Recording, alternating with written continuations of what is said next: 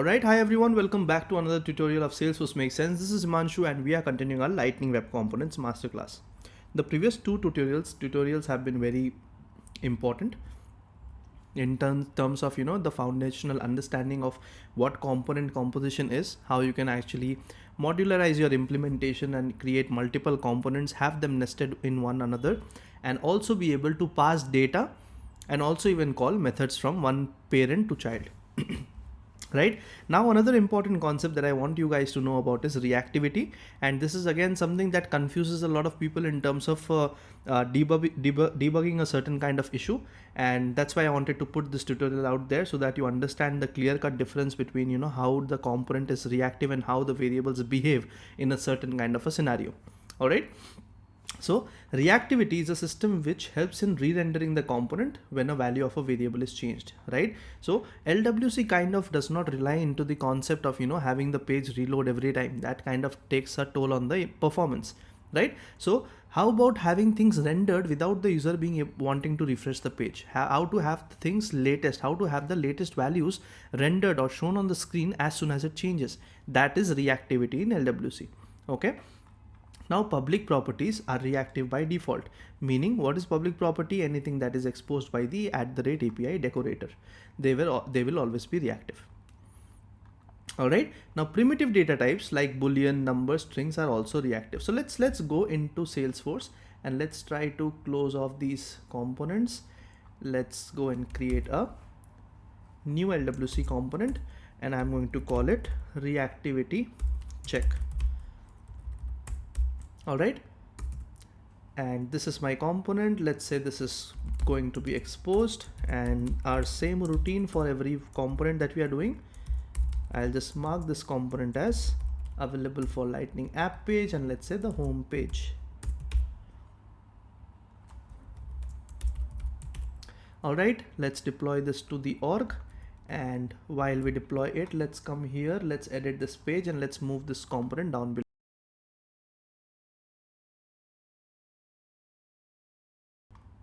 Let's move this here, and amazing how far we have come. We are doing a lot of exercises, a lot of practice questions, which is really great. And now I'm going to pick up another component, which is the reactivity check, and I'm going to drop it here. All right, let's say save. Let's go back to the HTML, and just to have a clean background, I'm going to use a lightning card. I'll give it a title and I'm going to call it reactivity checker or check reactivity. All right, reactivity is spelled incorrectly. Reactivity, cool. Let's say deploy. Let's go back here. All right, so check reactivity is now showing up here. Perfect. Now what we want to do is I want to actually start using some variables. Okay, and what could it be? Let's say user address. Okay, it should not be with a curly, this should be with a curly brace. This is a user address variable that I'll declare here.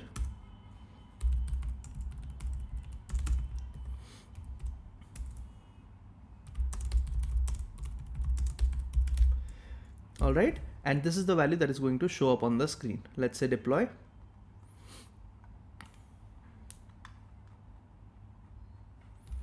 All right, let's say refresh. So I should see the address showing up. Okay, 19 Yemen Road, Yemen. Perfect. Now what I want to do is I want to have a button here, right? So when I say on click update address, I want to basically update my address. That's what I want to do. All right, I'll put a label here and I'll say check reactivity of primitive variable. Very long. Or let's say, let's call it check primitive reactivity. Okay, I'm just going to update a string value and let's see how the reactivity behaves. Okay, now this is going to call the update address method. This method has to be defined in my JS. I'm going to go into my JS and I'm going to say this dot user address is equal to 9 Yemen Road, Yemen. Save, and I'll say deploy. All right, let's hope this deploys fine. from 19 I've changed it to 9. Basically that's what I'm wanting to do. Refresh. I have the button and I have the address. So this is now 19. If I say check, you see, without any refresh or anything, the variable is getting tracked and it is being reactive, and you are seeing the latest value. Okay. And if you refresh the page again, it will again be defaulted to 19 until you click that button again. Make sense? Perfect. Let's go back here and let's add a div just for the sake of having things a bit more equally spaced. I'm going to surround this entire thing with a div. Okay. And I'm going to put a break tag here so that the button shows up in the below tag, in the below line. Let's say deploy.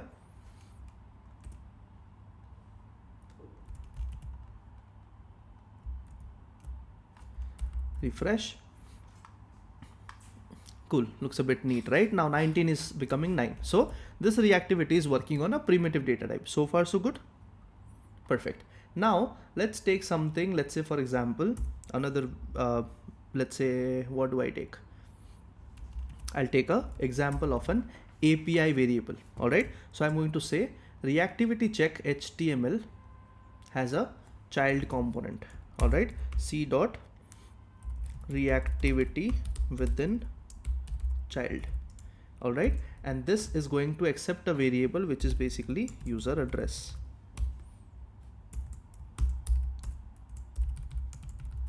All right. The variable should not be defined like this. It should be -a. Save.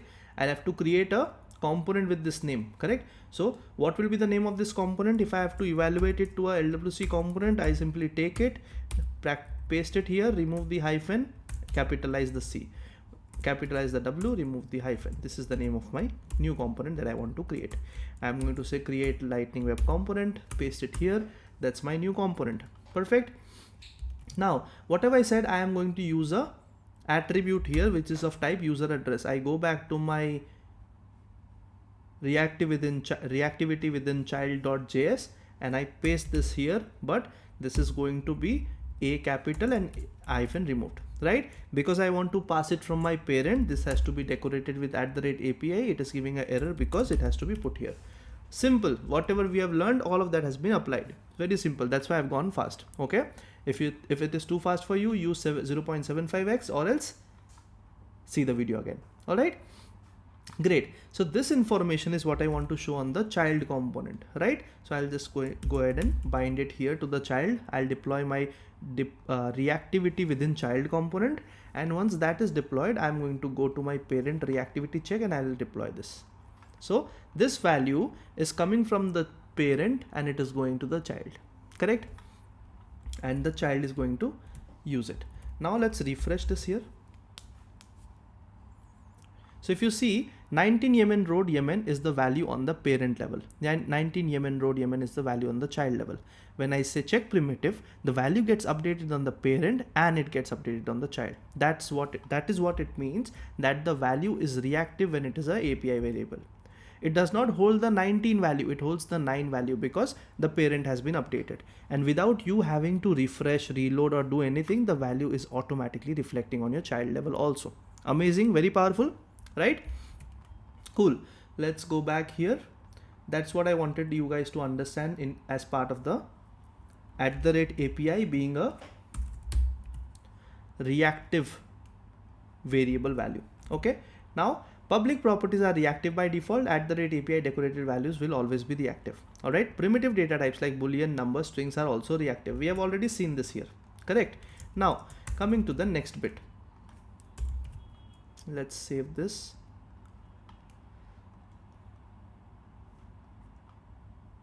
Let's close everything else. Right. Saved. Let's go back here. Refresh. Should look a bit more neat. Okay. This is here. Yeah. All right. No problem. So I'll just go back and I'll put a BR tag here just so that it is in the next line. That's it.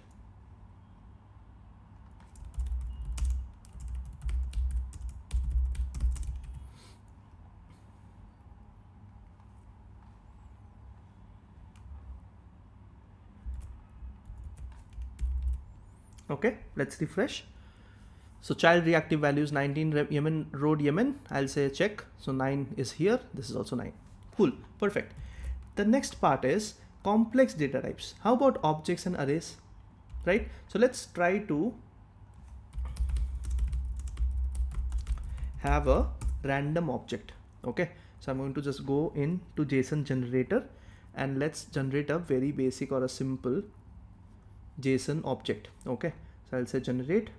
So it has generated this particular value. Okay, I have not done anything. I'll just take this thing. I'll go to JSON beautifier. This is basically used to view and understand JSON records a bit more easily. Okay, so I'll paste this here and I'll say beautify. So this is how it shows. Cool. What I want to do is, this is an array, this is the list of arrays. So the first element ends here. I'm just going to get rid of all of this below. Okay, let's get rid of this. Fresh. If I take this particular JSON now and I beautify, it is still a valid JSON, and this has all of this information in the first index. So if you see that from 3 to 46, this is a single object. Perfect. Awesome. This is a very good, sorry, let's go back. Let's take this. Let's go in and maybe we'll reduce it a bit more. So let's see. I'll get rid of all of this as well. Let's see if it is still a valid JSON or did I mess something up. Yeah, it is still a valid JSON, and I think I can get rid of this bit also. Let's keep it a bit neat and a bit small and short and sweet. Cool. I have this value and I'm going to go back to my VS Code and I'm going to go to the Reactivity JS and I'm going to say my personal details. Okay, assume this is the value. This is your object information that is coming from, let's say, a database or something. Okay, cool. Let me also do this. Let me just remove line breaks and spaces so that it reduces it to a very small text. Let's come here. These are all tools that I mostly use. I'll just go ahead and say paste it here. Remove all line breaks. I'll say click on remove. So this is a bit better, right? So I'll take this and I'll paste it here. Cool. Perfect. So this is my personal details JSON. Save. All right. What I can also do is I can simply take it as a, let's see, can I take it as an object? No, that's okay. Let me do this. I have the personal details here, correct? Now what I'll do is, this is my reactivity check. I'm going to pass this value to my child component.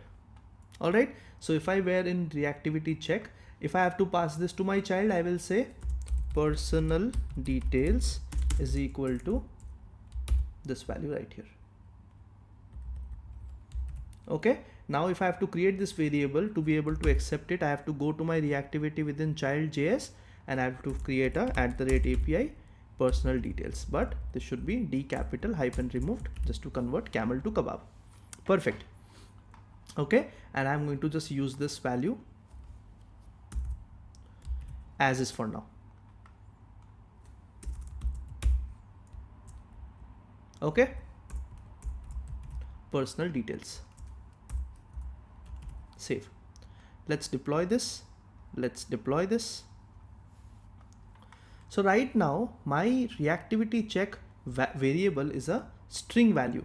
It's an object, but it is within a string literal, right? So it is being considered as a string. It is not an object. All right. So if I were to go here and I say refresh, I will see it as a string written. The entire thing will be printed as a string. Entire thing is printed as a string. Okay. But what I really want to do for you guys to understand is make it a object, right? So I'll say get personal details obj and I'll say return this dot personal, my personal details. I want to simply say JSON.parse. So I'm going to use a method that is basically nothing but it parses a string into a JSON. If you want to not do it very directly here, what I'll do is I'll just take this entire value for you, go to the browser, inspect element, go to the console, clean up everything, expand the console so that you can see it better, and I'm going to simply say, let's go to the console. Why is it not letting me type? Okay, it is here, sorry. Let,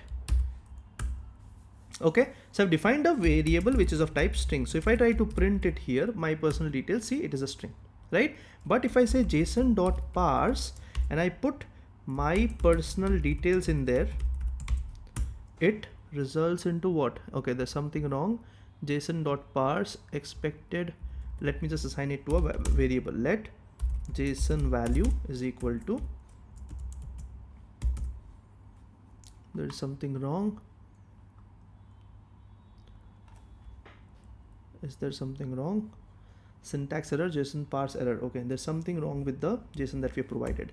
So let me do this. Let me take the entire string as is, and I'll just directly try to convert it. Okay, let's see. Yeah, there's something wrong with the JSON that we are using. It's not a valid JSON, looks like.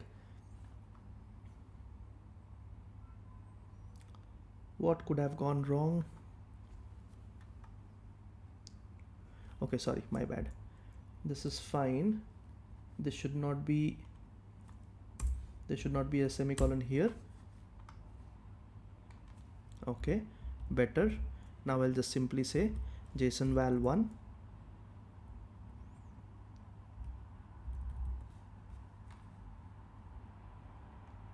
Let me just take this copy. Let me clean up the console so that it is still better to understand. Okay, now JSON val1 is this value, and I'll just fix this code here.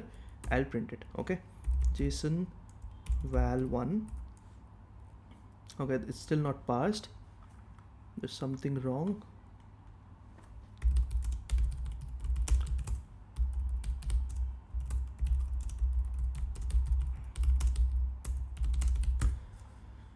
Let me just go into another tool. I'll just generate some random data again. Generate, that's very big. Maybe I would just pick something very small.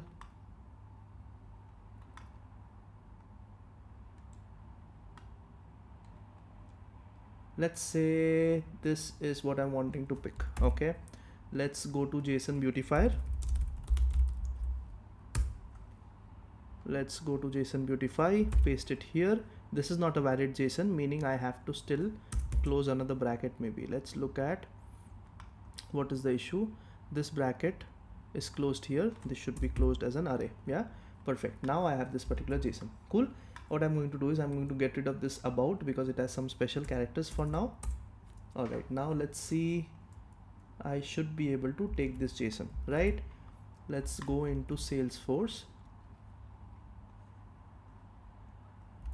Before going into Salesforce, let's do it on the inspect window. It's always better to do it in the inspect window. So if I paste it here and I say there's still some error. Yeah, okay. Let obj is equal to this value. Now if I try to print obj, it is an object. Okay, so this is a valid object. If you see, it is an array of object, and it is containing the 0th index. All right, and it has all the values showing up. Cool. So what I'm going to do is I'm going to just go ahead and say take this value here. All right, and I'm going to use this particular object as my value into my personal details. It's not a string anymore. Cool. So this is a valid value. This is a sample example, don't worry, because it's a sample static example. It is taking so much of your space, but normally you would have it coming from the backend. All right, consider this is your account object or your contact object with some child records also within it, right? So I'm going to just go ahead and say deploy. This value is sitting on the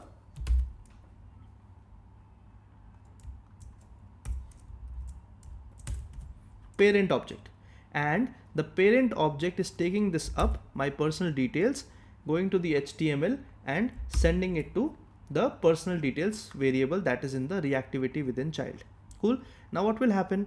This will basically print out as an object for you on the console, on the screen, correct? If I were to refresh this now, you would see that it is going to print out as an object because it is of type object, correct?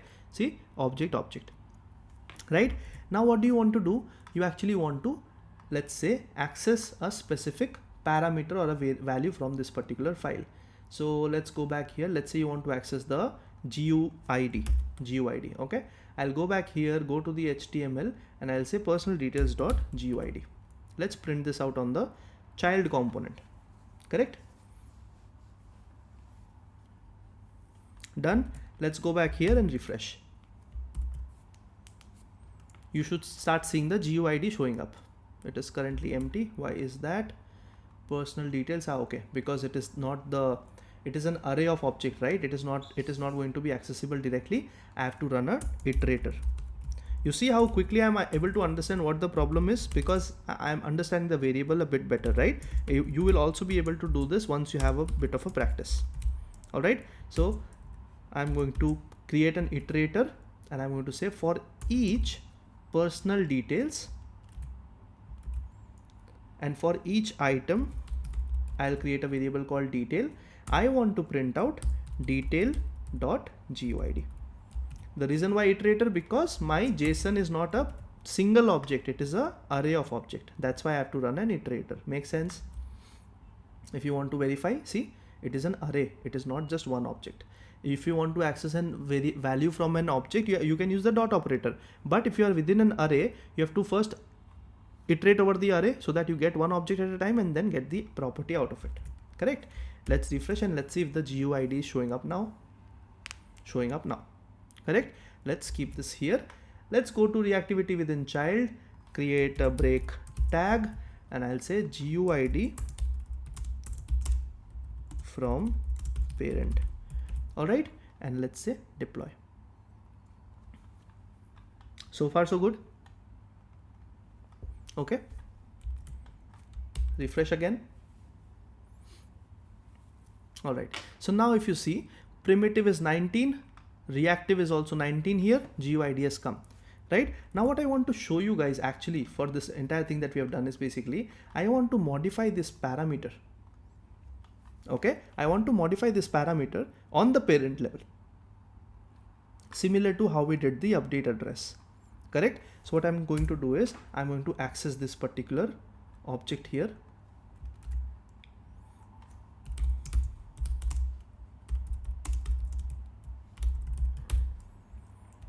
Right? And what am I going to do? I'm going to say obj of 0 dot GUID is equal to, I'll put a new value here. Let's say I'm changing the value of the GUID to another value. Okay, so what have I done? I'm iterating over my personal details array, and for the very first record or very first object in my personal details, I'm updating the GUID here. Okay, very straightforward, nothing fancy. Okay, obj of 0, or let's say I can do this as well. So what I can do is I don't have to iterate over it. I'll simply say this dot my personal details of 0, this will give you the 0th element, dot GUID is equal to, and you just simply take this value. You don't have to do a loop. Let's say I'm just going to modify the first index value from my object. How did I do it? How did I do it? This dot my personal details is my variable. Because it is an array, I want to change the 0th index GUID value. So I'm saying this dot my personal details of 0 dot GUID equal to this value. Correct?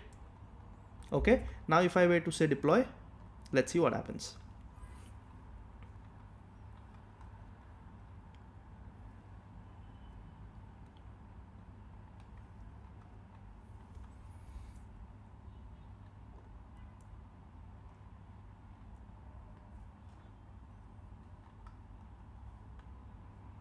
Taking some time. Let's deploy again. Let's refresh. And now if I click on the check, it is able to modify the value and you're able to see the GUID getting updated. Correct? Let me refresh it one more time. And I say check primitive value, you see 9 Demian Road, and this has been updated to the ID. Cool, so far so good. Right? Now what I want to really do is I want to modify something that is inside, which is nested. So in my personal details of 0, this is the object. Inside this, there's a tags attribute which has some values, right? Or let's say the friends. Friends is another array, is a nested array inside my object where it has the ID and the name. So I want to change this particular name to something else. All right. So I'm going to do that now. So I'm going to say this dot my personal details of 0 dot right? Now here I have to access friends. What is this going to return to me? It is going to again return me an array of objects, correct? So I'm going to say dot friends of 0 dot name is equal to, and I want to put my name here. Okay, cool. So I've updated the 0th element on my personal details and dot friends, which is another nested array inside it, and I'm trying to modify the name as Himanshu Maheshwari for the very first record in the friends array. Cool. Deploy. Right now what I want to do here is I don't want to print out just the GUID. I want you guys to see the entire information. So for each personal details, it is detail, correct? So I'll go ahead and say detail dot, let's look at the beautifier, detail dot, let's say I take the name. Okay, so I'll say personal detail for, and I'll say detail dot name. Okay, that's the first thing. Any other information I want to show? Let's say I want to show the balance. All right, your balance is, and I'll say detail dot balance. Cool. Save. So far so good. Now I want to actually show the friends information. So this is another nesting inside your object. How do I do that? I have to again run another iterator. So I'll say for each item, where in detail dot friends. Understand this properly. What am I doing here? This is again conditional rendering, nothing fancy, but understand how I am reaching here. I can now say friend dot name. See, what have I done? I'm iterating over my personal details, which is this particular entire array of object. Cool. So first this particular index will come, first record. So this detail is going to hold this entire record. Okay. Detail dot name is going to print detail dot name from here. Detail dot balance is going to print detail dot balance from here. Cool. So far so good. I want to print other information. So let's say I want to print the friends information. This friends is what? What is the data type of this thing right here? Similar to this thing right here, it is again an array of object, correct? Because it contains key value pairs. So can I say that friends is also an array of key value pairs or array of object? So whenever an array is there, what do? You iterate over it. So I'm saying, so right now in my detail, for each detail that I have and detail.friends, meaning for every friend record that I have inside the friends attribute, which is coming from the detail record that I'm currently in. I'm saying for each item I've given a friend variable value. I want to access the name attribute. Makes sense? Cool. I can also access the ID attribute. I'll simply say ID, correct? So I'll say deploy. So this will print me the name, which is Taylor Brewer, the balance of the person, and who are Taylor's friends. That is what it is going to print out for me. Okay. So let's go back and deploy both the components, and let's go back to Salesforce, refresh it, and let's see what the print is showing up initially. So you see personal detail for Taylor Brewer, your balance is $3,800. Your 0 is the first index, Merrill Glass, 1 Harrell, 2 Summer Fuller. Cool. If I click on the check button here, you will notice that the value is getting updated here, 0 hyphen Himanshu Maheshwari, 1 hyphen Harrell, 2 hyphen Summer Fuller. All right. So you have been able to modify the value here. Let's go back to our code. Let's add break tag so that you can see it a bit more properly.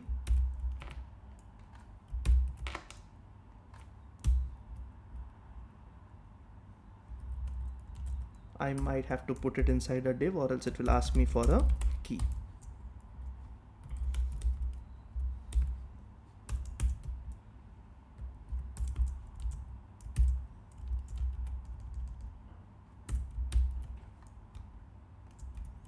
Okay, and I'll get rid of this BR tag. I'll put a P tag here, and I'll put a key inside it, because every iterator needs a key. I hope you know that by now. Okay, I've used friend.id inside here, and here I've used detail.id. Let me just verify if I have detail.id, I have this value, right? I'll just use the index. Let's take the index here. Cool. Let's get the p tag out and let's put it here. Perfect. Okay. All right. Let's go back to Salesforce, refresh.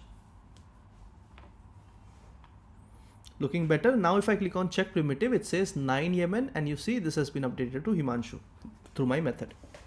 Perfect. All right. Now in case there comes a time, and it for sure will, there comes a time wherein you have a scenario wherein you are using a complex data type, and you have information which is nested, which is multi-level nested. Like this is one level nested, you might have multi-level nesting, right?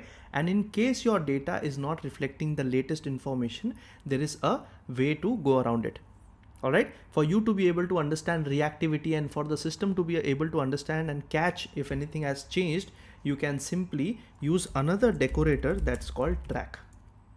Okay, so what you have to do is you have to simply put @track, similar to how we put @API, and you can just import it in your LWC namespace. Okay, what this will ensure is any and every value inside your arrays, inside that object, within that also, if you know 4 levels nesting is there and a value has been modified, that is going to be captured and that is going to be shown on the screen. Okay, it is not that it will not react to it, and it is going to react to it only if the track operator, track decorator is used.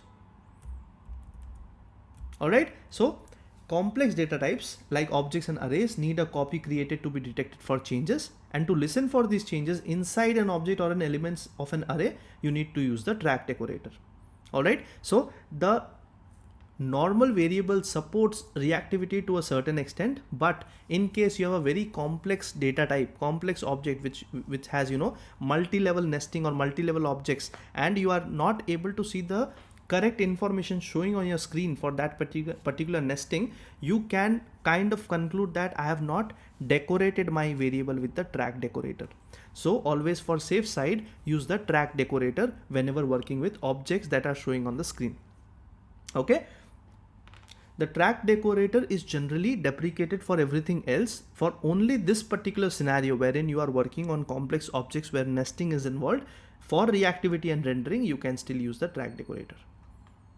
All right, great. So I hope this particular tutorial was helpful and you are able to understand what reactivity means, and without any refresh or reload, the values are re-rendering on the screen on its own, right? So that's very important. So go ahead, try it out, and probably I hope you have actually, you know, tried this same example out and you are able to see the reactivity at your end. Just drop a comment saying reactivity makes sense if this tutorial was helpful. I will see you in the next one. Bye.